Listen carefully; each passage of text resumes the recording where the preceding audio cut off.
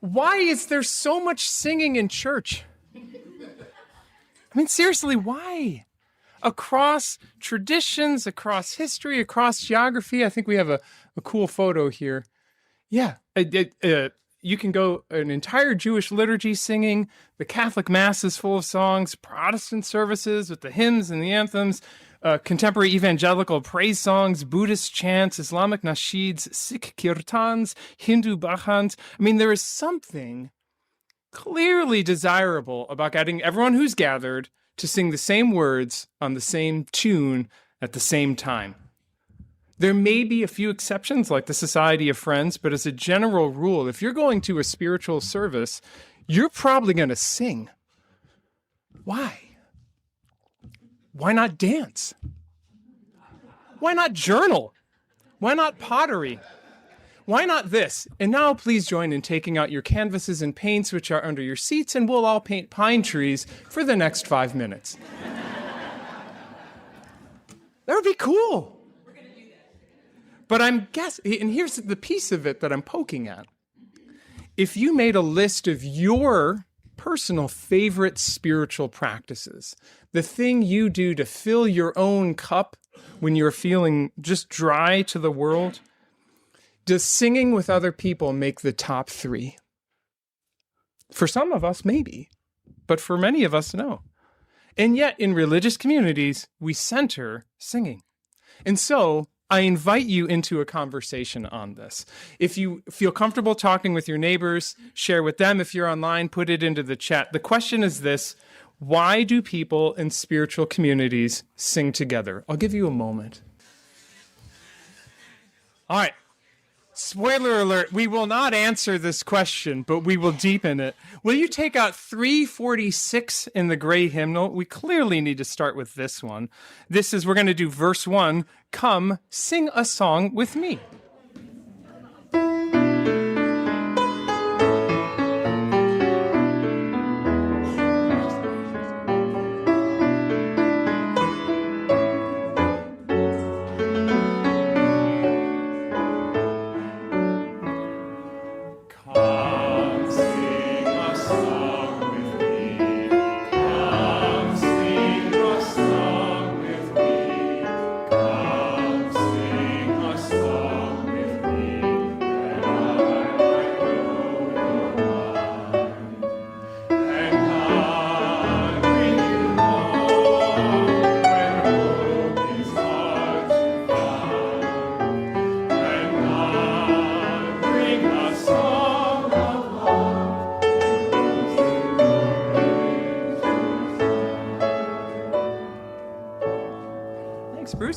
Bruce, it just occurred to me, you're the wren in our city.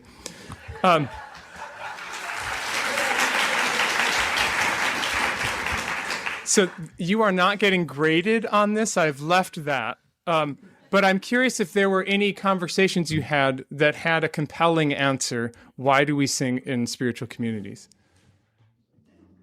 Yeah.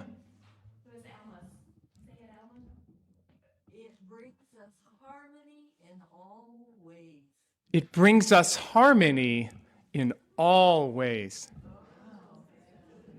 The service has ended. That's a good one. Yeah. Was there? Yes, I see you over there. Yeah. Most people wouldn't go to church if they weren't singing. It's indispensable. You wouldn't go to church if it wasn't. Those are good. I have a few thoughts here. I did write something.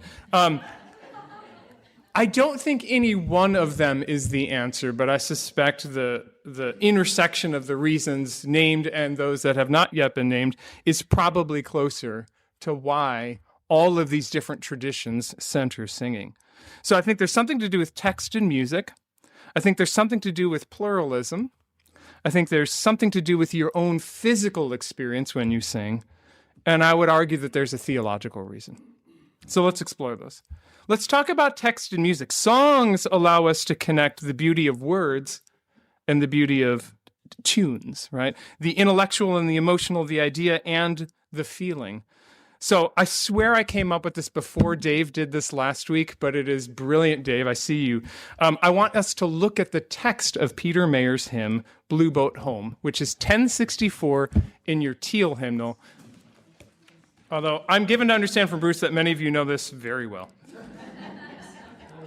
But if we look at it as a poem, though below me I feel no motion standing on these mountains and plains, far away from the rolling ocean, still my dry land heart can say, I've been sailing all my life now.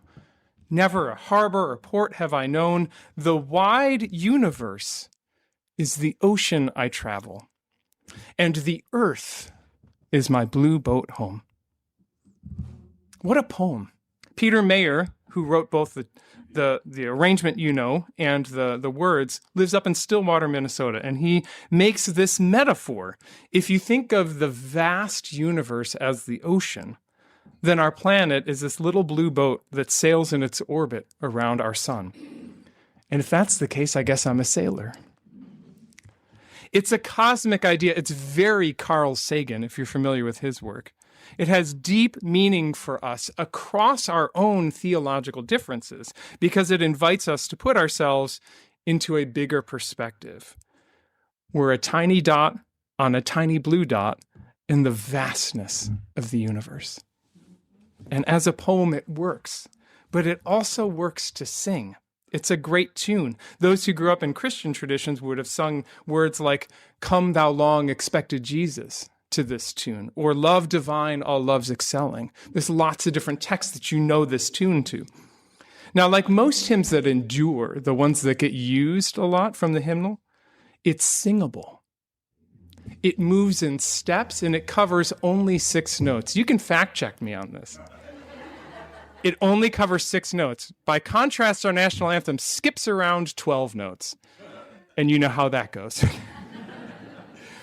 So it's singable, right? One of the hard things about singing is it's stuck inside your own body. So if you're on some medications, it gets hard to sing. There's certain health conditions that make it hard to sing, right? The song's too high, the song's too low, but this one sings in most voices. But then Peter Mayer takes this very singable tune and then he makes it cool, right? The tune is in 3, da, da, da, da, da, and he goes, he puts 2 against 3 so that there's a churning, a kind of a wave-like motion underneath this singable tune. All of that comes together to make something bigger than either the text or the tune. Let's do it. Let's sing 1064 Blue Boat Home. Stay seated, but standing in your heart. Here we go.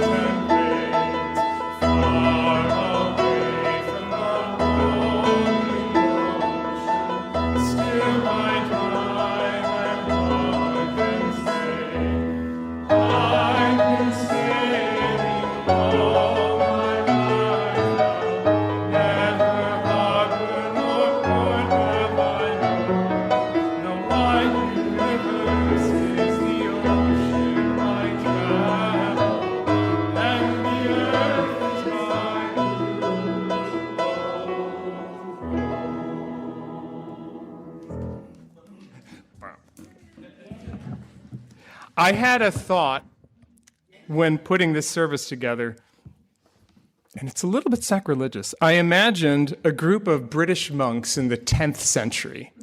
Okay, no hair here, robes.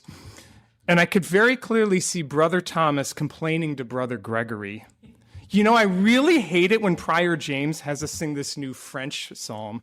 It's weird, right? And it goes on forever. It just seems like something that has probably been going on for millions of years.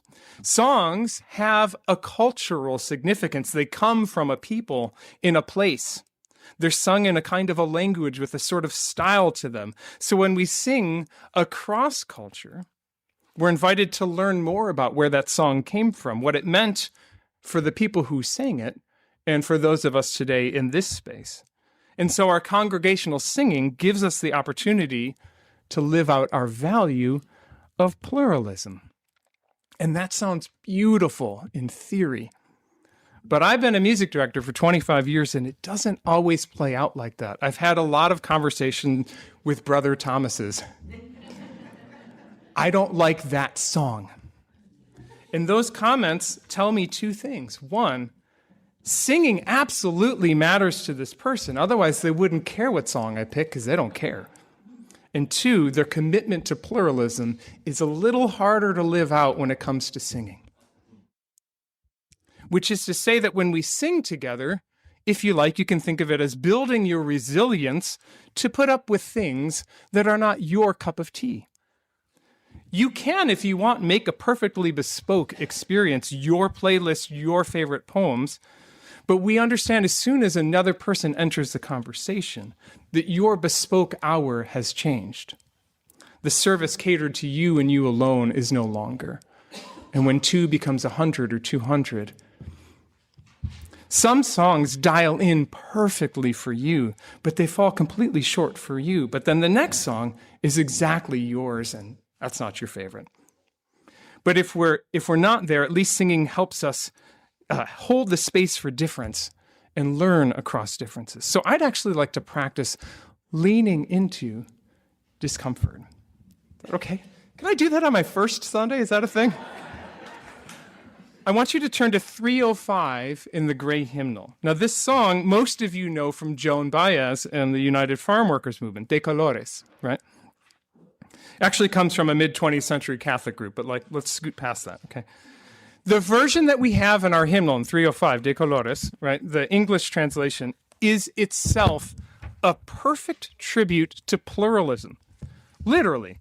A rainbow requires many colors, or it's just one block of color like a Rothko, right? That's central to who we are, this pluralism. But if we sing it in Spanish, which we're about to, some of us will go, now wait a minute, I don't like this anymore. I feel left out. I don't know how these words go. I don't know what these words mean. And some of us will say, finally, we're singing in Spanish. And here's the point.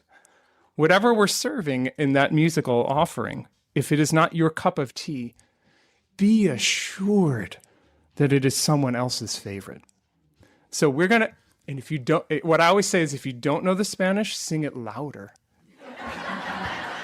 This is just the Spanish verse 1 in italics of 305.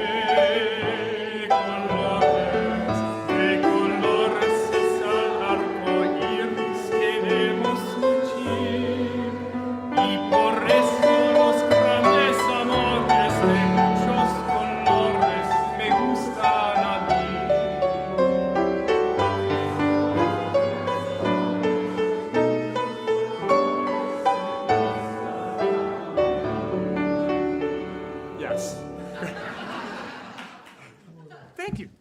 And you're still okay, right? Okay, good. Now, we've been talking about relatively theoretical reasons for singing, but I'd like to talk a little bit about how singing affects you as a physical being. It is well documented now that singing changes how you feel and think. Let's start with a quote from the Harvard Medical School magazine, as one does.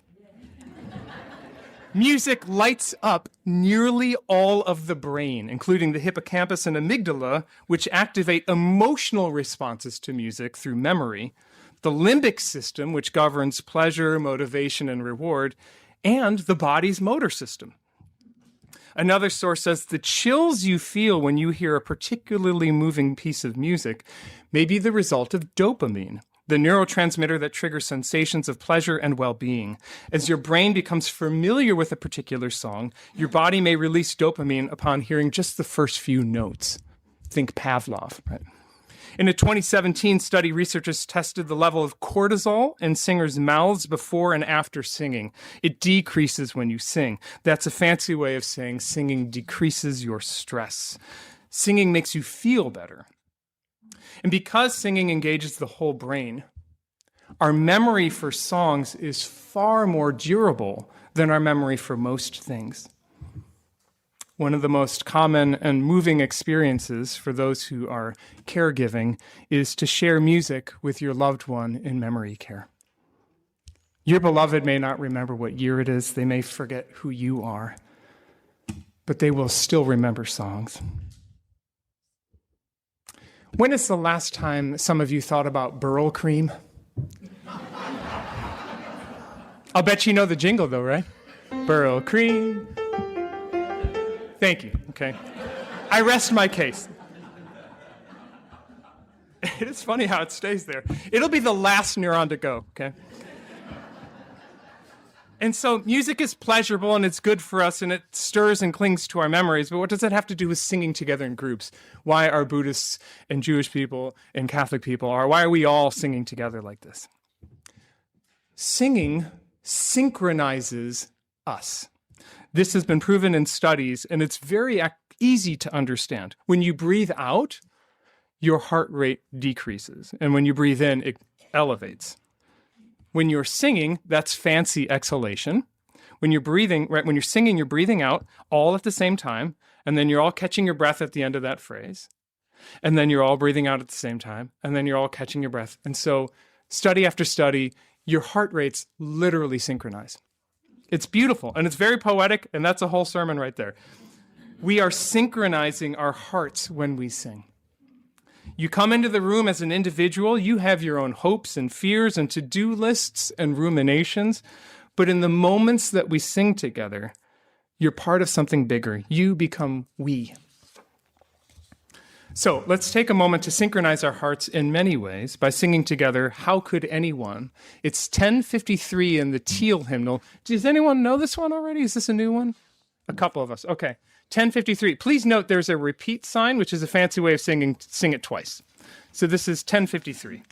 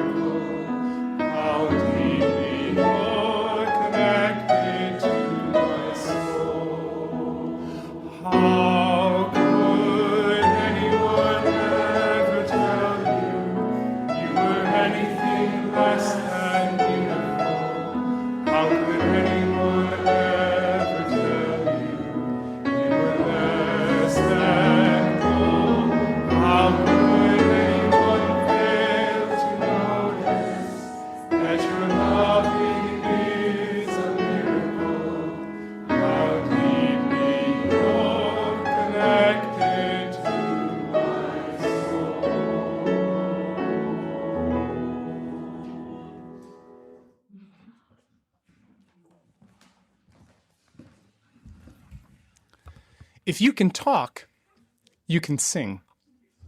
Have you heard this? It's part of a proverb from people in Zimbabwe. If you can talk, you can sing.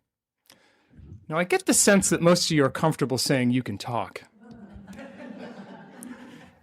Are you comfortable saying you can sing? I'd like to name the elephant in the room. You might think that some people cannot sing. You might put yourself in that category. I'm just not a singer. There are those that have the talent to sing, and there are those of us who can't carry a tune in a bucket, right? Many, I would probably guess most of us in this room, grew up with a fixed mindset about music. You either have the talent for it or you don't.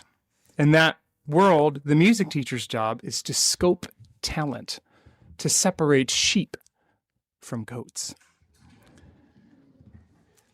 I have to tell you, after 25 years of teaching people how to sing, I don't buy it. I didn't see it in the evidence.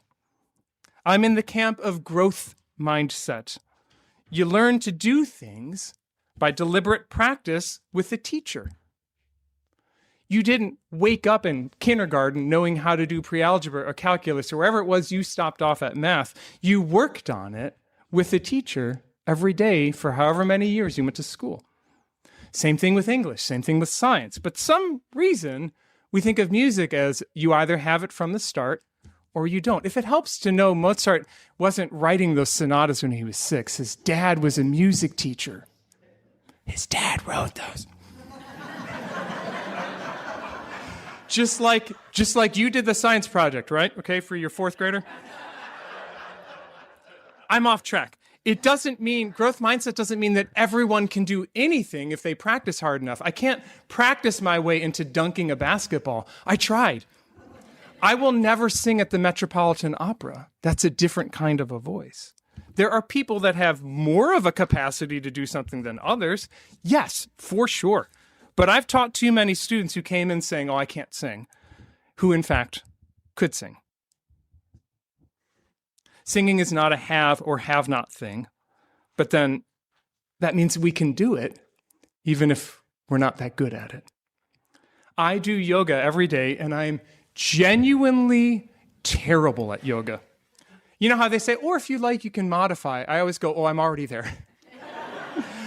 I started at modifying. But I'm not trying to win at yoga. I'm trying to be 5% less inflexible.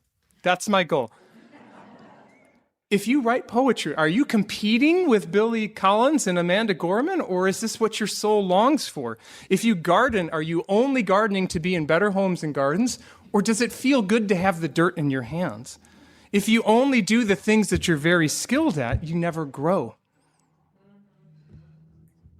And again, I want to say that voices are not all equally comfortable singing. I get that part of it. But I want to get into some real talk here.